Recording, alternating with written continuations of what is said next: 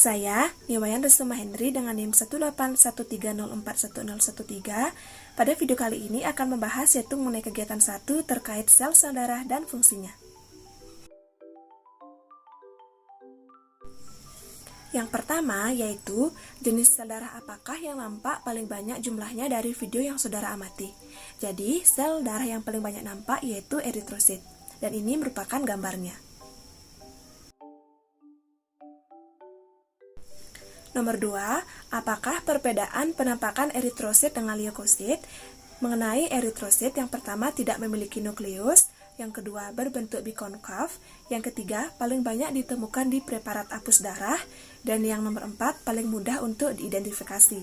Sedangkan leukosit yang pertama dapat menerobos keluar masuk melalui pori-pori bahkan melalui sel-sel endotelium pembuluh darah dengan proses diapedesis. Dan yang kedua, leukosit juga dapat bergerak melalui jaringan dengan gerak amoeboid.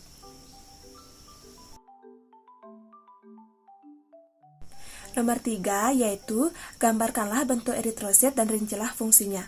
Jadi ini merupakan gambar dari eritrosit, dan terkait mengenai fungsi dari eritrosit sendiri yaitu eritrosit berfungsi untuk mengedarkan oksigen ke seluruh jaringan melalui pengikatan oksigen oleh hemoglobin. Nah, hemoglobin ini mengikat oksigen sehingga menjadi oksihemoglobin. Nomor 4 yaitu bagaimanalah mekanisme pembentukan eritrosit. Jadi, dalam proses pembentukan eritrosit ini yaitu disebut dengan eritropoiesis. Nah, jadi eritrosit ini akan terbentuk di dalam hati, limfa, dan kelenjar yaitu pada sumsum tulang.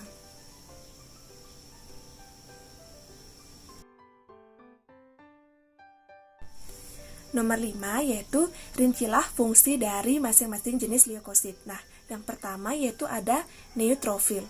Neutrofil ini berfungsi yaitu fagosit yang aktif untuk menyerang dan juga menghancurkan pada bakteri, virus, dan agen penyebab infeksi lainnya.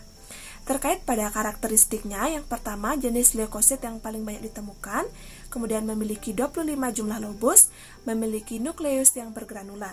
Kemudian, neutrofil ini dibagi menjadi dua, yaitu neutrofil batang, lobus tidak terpisah dan tidak bisa menghitung jumlahnya, dan neutrofil segmen dapat menghitung lobusnya dengan jelas. Nomor 2 yaitu eosinofil, yang berfungsi sebagai fagosit yang lemah dan berperan dalam pembuangan beracun penyebab radang pada jaringan yang cedera. Adapun terkait karakteristiknya, jenis leukosit yang jarang ditemukan pada preparat apus darah, memiliki lobus bilobus yaitu 2 lobus, memiliki ukuran sama dengan neutrofil, dan memiliki granula berwarna kemerahan sebagai struktur khasnya. Selanjutnya yaitu basofil. Jadi pada basofil ini yaitu mengandung histamin yang dapat berfungsi yaitu untuk meningkatkan aliran darah ke jaringan yang cedera, dan antikoagulan heparin untuk membantu mencegah pengumpalan darah intravaskuler. Adapun untuk karakteristiknya itu sendiri, jenis leukosit yang paling jarang ditemukan dan sulit ditemukan di preparat apus darah normal. Kemudian nukleus memiliki 2 atau lebih lobus namun tertutupi yaitu oleh granula berwarna kebiruan dan hampir menutupi seluruh inti. Nomor 4 yaitu limfosit, berfungsi dalam imunologis yaitu kekebalan tubuh, yang dimana limfosit ini terbagi 2 jenis yaitu limfosit B dan limfosit T. Limfosit B yaitu memproduksi antibodi untuk merespon antigen tertentu. Limfosit T yaitu mengenali dan melakukan interaksi dengan antigen melalui protein reseptor di permukaan sel. Kemudian untuk karakteristiknya, nukleus berbentuk sferik, kromatin padat dan tidak memiliki granula spesifik. Nukleus juga mendominasi sitoplasma sehingga terkadang sitoplasma kurang terlihat. Kemudian untuk ukurannya yaitu bervariasi, ada sedang, kecil, dan juga besar. Selanjutnya yaitu monosit. Nah, jadi monosit ini berfungsi sebagai fagosit yang sangat aktif dan bermigrasi melalui pembuluh darah menjadi histiosit yaitu makrofag yang berumur panjang di dalam jaringan. Untuk karakteristiknya yaitu monosit ini memiliki ukuran yang besar, kemudian nukleus besar, tidak selalu di tengah, dan juga dapat berbentuk oval, bentuk ginjal, ataupun seperti huruf U. Nomor 6 yaitu rincilah fungsi dari trombosit-trombosit. Jadi, trombosit berfungsi yaitu dalam hemostatis, yaitu penghentian perdarahan, perbaikan pembuluh darah yang robek, dan pembukuan darah. Jika pembuluh darah terpotong, trombosit pada sisi yang rusak akan melepaskan serotinin dan prostaglandin yang menyebabkan otot polos, yaitu pembuluh darah berkontriksi atau mengerut, sehingga terjadi penyempitan ukuran lubang pembuluh darah yang akan mengurangi kehilangan darah. Kemudian nomor 7, bagaimanalah proses terjadinya pembukaan darah saat kita mengalami luka. Jadi ini merupakan bagannya. Nah, kemudian apabila terjadi luka dan darah keluar, maka trombosit yaitu keping darah akan bersentuhan dengan permukaan luka yang kasar. Nah, dan akan pecah yaitu mengeluarkan tromboplastin. Nah, kemudian trombokinase bersama-sama dengan ion Ca2+ dan vitamin K akan mengubah protrombin menjadi trombin. Jadi trombin akan mengubah fibrinogen yaitu menjadi fibrin yang akan menghalangi keluarnya sel-sel darah hingga terjadi pembekuan darah yaitu dalam waktu sekitar 5 menit.